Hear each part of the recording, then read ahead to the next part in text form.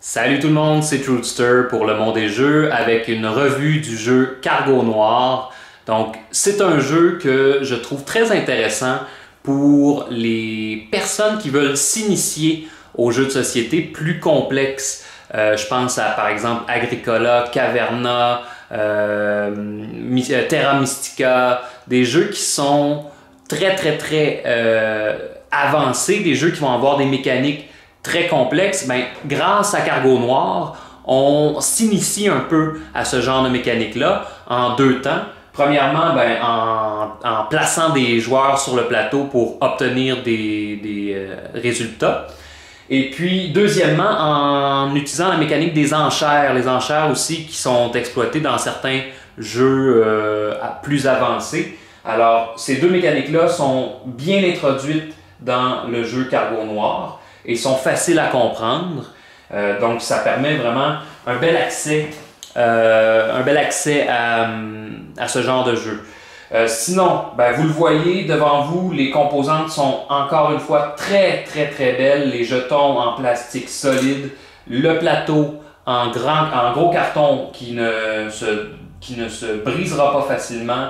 Les petits paquebots en plastique sont charmants, bien sculptés, c'est très bien fait. Ensuite, les tuiles aussi du bon carton, les cartes sont faites de façon rigide, elles sont bifaces pour la plupart. Donc, vous avez des deux côtés l'illustration de ce que vous prenez.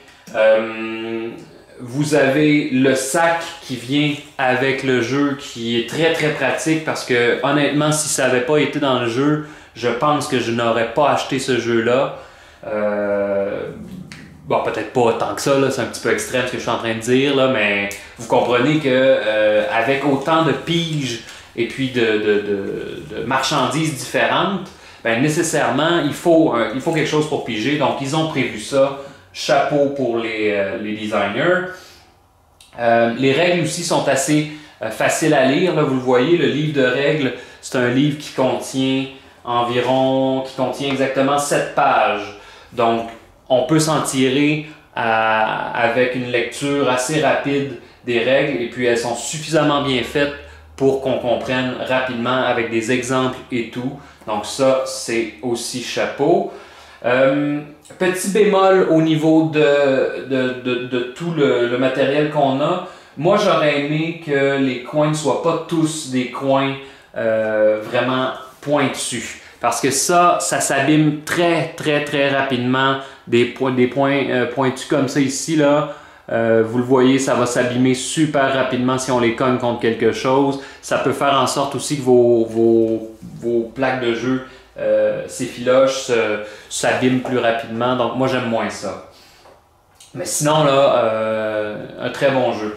Autre chose qui est à son avantage, c'est que ça se joue rapidement. Les tours, comme vous l'avez vu dans la vidéo de partie, se font super rapidement. On arrive très rapidement à la fin de la partie, puis on compte les points et c'est terminé. Donc, leur estimation, c'est à peu près 45 minutes, 1 heure pour une partie simple. Moi, je suis d'accord avec ça. Et puis, si vous voulez triper avec vos amis, ben, on peut aller jouer jusqu'à 5 joueurs, chose qui est intéressante aussi. Il y a certains jeux qui ne permettent pas plus de 4 joueurs. Ben, ça fait une différence dans une soirée quand on est seulement 3, pas 3, mais quand on est seulement 4 à jouer par rapport à 5. Donc, c'est un bel avantage. Donc, somme toute, je vous dirais que c'est un jeu que je recommande. Qui est accessible aussi. C'est sûr qu'on oublie ça pour les jeunes enfants. Trop de choses à calculer, trop de choses à anticiper, à prévoir, à préparer. Ça, c'est beaucoup trop complexe au niveau stratégique. Mais pour les jeunes adolescents, même les élèves de fin du primaire, c'est un jeu qui peut être très intéressant. Donc, je vous le recommande fortement. Alors, sur ce, je vous souhaite une très belle fin de journée et puis on se revoit pour le prochain jeu sur le monde des jeux. Bye bye!